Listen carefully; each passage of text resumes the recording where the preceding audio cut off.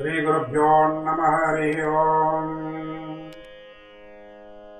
विघ्नेश्वरो विघ्नविदूरकारे निर्विघ्नकार्येषु फलं सुसिद्धम्।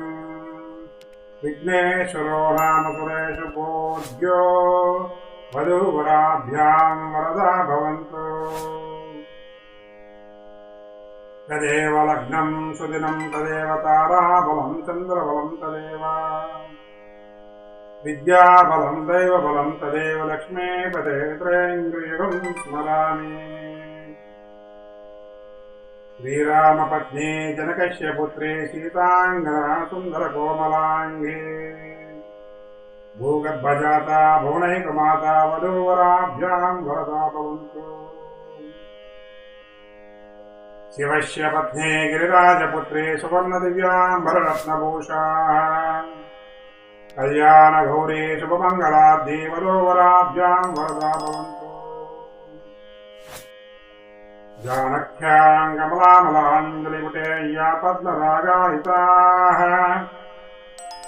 यस्या रागमस्तके च विलुतस्कन्दुप्रसन्नायताः तस्या श्यामलक्कायिकान्तगलिता या इन्द्रनीलायिताः मुक्तास्ता सुपदा भवन्तु भवताम् श्रीरामवैवाहिका। श्रीभद्राचल दिव्य भव्य शिखर प्रोत्तुङ्गसौधान्तरे